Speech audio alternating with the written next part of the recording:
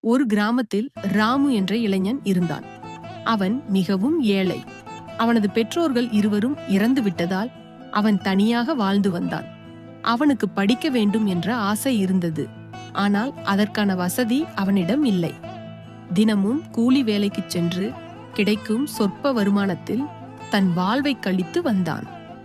ஒரு நாள் அவன் வேலை செய்து கொண்டிருந்த போது ஒரு பெரியவர் அவனிடம் வந்து, "தம்பி, ஏன் இப்படி கஷ்டப்படுகிறாய்? உன் முகத்தில் ஒரு சோகம் தெரிகிறதே" என்று கேட்டார்.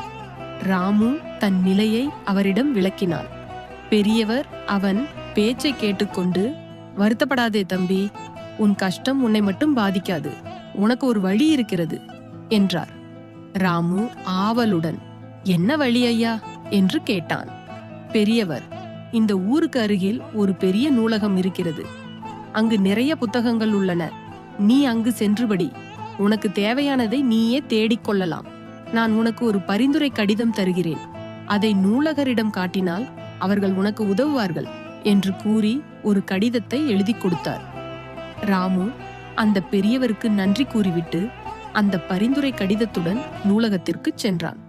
நூலகர் ராமுவின் நிலையை புரிந்து கொண்டு அவனுக்கு படிக்க அனுமதி கொடுத்தார். ராமு மிகுந்த மகிழ்ச்சியடைந்தான். தினமும் வேலை முடிந்து நூலகத்திற்கு சென்று இரவு வெகு நேரம் வரை படித்துக் கொண்டிருந்தான். அவன் பல புத்தகங்களை படித்தான். வரலாறு, அறிவியல், இலக்கியம் என பல துறைகளில் அறிவு பெற்றான். அவன் படித்ததில் ஒரு புத்தகத்தில் ஒரு குறிப்பிட்ட துறையில் உள்ள தொழில்நுட்பங்களை பற்றி விரிவாக அறிந்தான். அந்த துறையில் நிறைய வாய்ப்புகள் இருப்பதை அவன் உணர்ந்தான். ஆனால் அதற்கு மேலும் பயிற்சி தேவைப்பட்டது. மீண்டும் அவனிடம் பணம் இல்லை. ஒரு நாள் ராமு நூலகத்தில் படித்துக் கொண்டிருக்கும் போது ஒரு பெரிய தொழிற்சாலையின் உரிமையாளர் அங்கு வந்தார்.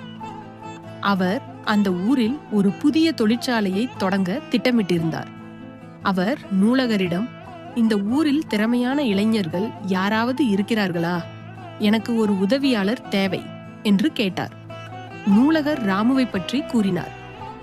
ராமுவை அழைத்த தொழிற்சாலை உரிமையாளர் அவனிடம் பேசினார்.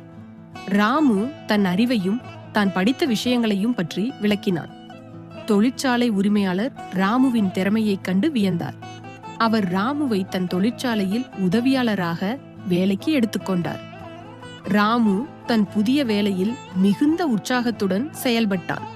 அவன் படித்த அறிவையும் கடின உழைப்பையும் பயன்படுத்தி தொழிற்சாலையின் வளர்ச்சிக்கு உதவினான். அவன் செய்த வேலைகள் அனைவராலும் பாராட்டப்பட்டது.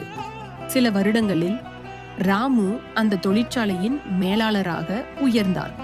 அவன் தனது வாழ்க்கையில் முன்னேறியதோடு மட்டுமல்லாமல் தன் கிராமத்திற்கும் உதவ ஆரம்பித்தான்.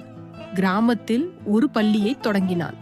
ஏழை மாணவர்களுக்கு இலவச கல்வி வழங்கினான். அவன் தனக்கு உதவிய நூலகத்திற்கு ஒரு பெரிய நன்கொடை வழங்கினான். ராமுவின் கதை ஒருவன் தன் விடாமுயற்சியாலும் கடின உழைப்பாலும் சரியான வழிகாட்டுதலாலும் எவ்வளவு உயரங்களை அடைய முடியும் என்பதை உணர்த்துகிறது.